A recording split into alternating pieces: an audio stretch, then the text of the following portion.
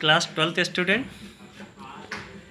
हम लोगों ने रेजिस्टेंस का केस किया, फिर इंडक्टेंस का केस किया, अब आ गया कैपेसिटर का केस।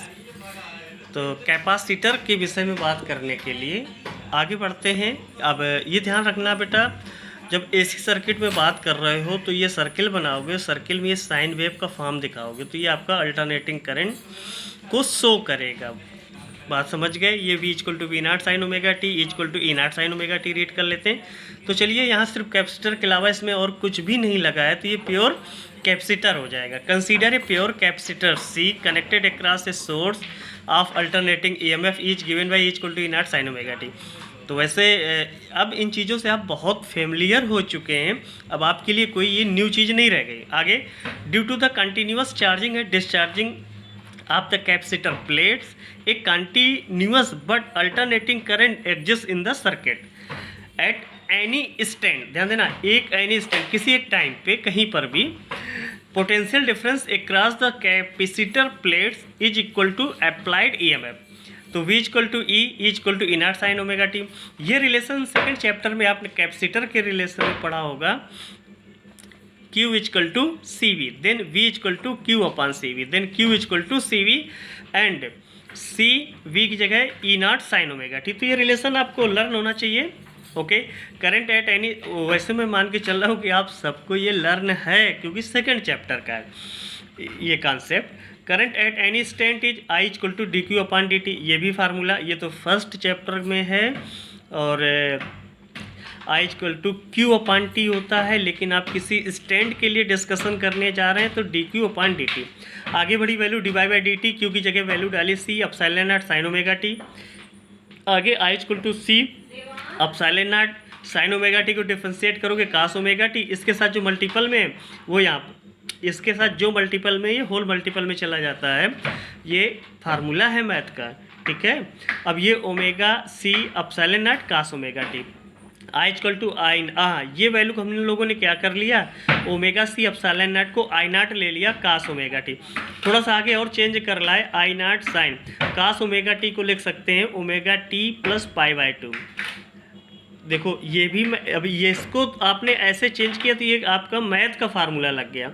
और मैंने आपको ये डिस्कस हम लोगों ने किया है या कोशिश की है, चाहे वो रेजिस्टेंस का केस रहा हो, चाहे इंडक्टर का केस रहा हो या इंडक्टेंस का केस रहा हो, हम लोगों ने वोल्टेज और करंट को साइन के फॉर्म में ही लाने की कोशिश की है। तो ये हो गया। आगे where I naught equal to omega C epsilon naught, तो अब इसको आई नॉट, इसको कहना है ई नॉट को अपसाइलन नॉट पढ़ेंगे, ई नॉट पढ़ेंगे, ई नॉट को ऊपर कर लिया और ओमेगा सी को 1 अपान ओमेगा सी कर लिया the current amplitude. It means ये जो वैल्यू है या ये वैल्यू है ये आपकी मैक्सिमम वैल्यू हो गई। अब देखो, अगर मैं यहीं से थोड़ा सा और डिस्कस कर लिया जाए तो अच्छा रहेगा। I equal to V upon R, ohm's law, I equal to V upon R. ये दिख रहा है कि नहीं? नहीं। अच्छा, फिर से देखो, I equal to V upon R. R कहीं, आर जो रेजिस्टेंस के केस में था, रेजिस्टेंस के केस में था, आर क्या कर रहा था? अपोज कर रहा था। किसका अपोज कर रहा था? आर किसका? करंट का, या उसके अंदर से जो भी चार्ज फ्लो हो रहे हैं उनको अपोज करता था। वहाँ यहाँ पर भी यही काम ये करेगा, 1 अपान ओमेगा सी रेजिस्टेंस का वर्क करेगा। चलो आगे बढ़ते हैं। Phase relation between E and I on comparing equation E equal to E naught sine omega t and I equal to I naught sine omega t plus pi by two. Question first and second compare करते हैं। We find that a capacitance AC circuit the current leads the voltage. Current lead कर रही है, देखो lead कर रही है। I equal to I naught sine omega, ये मतलब ये खाली साइन ओमेगा टी में ये क्या कर रहा है? पाई बाई टू एंगल से आगे बढ़ रही। प्लस साइन है, प्लस साइन मतलब आगे बढ़ रहा है। तो अब तो ज़्यादा इस पर टाइम नहीं लगाना चाहिए था। Current lead the voltage or the voltage lags behind the current in phase by pi by two radian. इसको हम दोनों तरीके से पढ़ सकते हैं। अगर इससे पढ़ेंगे तो कहेंगे ये वोल्टेज जो है करंट से पाई बाई टू पीछे चल रहा है। अब उल्टा पढ़ते हैं, करंट जो है वोल्टेज से पाई बाई टू आगे चल रहा है। तो खैर आगे चल रहा है तो ये हो गया। अब आगे बढ़ते हैं, इस ग्राफ को देखते हैं। इस ग्राफ को पहले इस ग्राफ को देखते हैं। यक्स और यक्स से हमने वोल्टेज को लिया, ओमेगा टी एंगल पे दिखा दिया। अब ओमेगा टी से जो करंट है वो वोल्टेज से फिर से जो आपकी करंट है वो वोल्टेज से π/2 एंगल आगे चल रहा है, तो दिखा दिया गया, वो भी कौन से डायरेक्शन में, एंटी क्लॉकवाइज डायरेक्शन में। फिर से ये आपकी value E=E0 sign omega T था, तो आपने किसी एक्सेस से ओमेगा टी एंगल मेजर करके यहाँ दिखा दिया। उसके बाद आपकी जो करंट है, ध्यान देना, आपकी जो करंट है वो वोल्टेज से π/2 एंगल आगे चल रहा है, तो यहाँ से π/2 एंगल आगे शो कर दिया गया। तो ये आपका फेजर डायग्राम आ गया for a capacitive AC circuit के लिए। अब इसके में देख लो, इसमें ये आपका E=E0 sign omega T, simply graph हो गया। अब है क्या, अब यहाँ पर ध्यान देने वाली बात क्या है कि ये जो π/2 एंगल जो चीज़ें आगे चल रही, जो करंट है π/2 एंगल आगे चल रहा है और π/2 पे चीज़ें चेंज होनी है। तो जहाँ पर ये जीरो है, जहाँ पे वोल्टेज जीरो है वहाँ पे करंट मैक्सिमम है, जहाँ पे वोल्टेज मैक्सिमम है वहाँ पे करंट जीरो है। बाकी ग्राफ आपका आगे बढ़ जाएगा।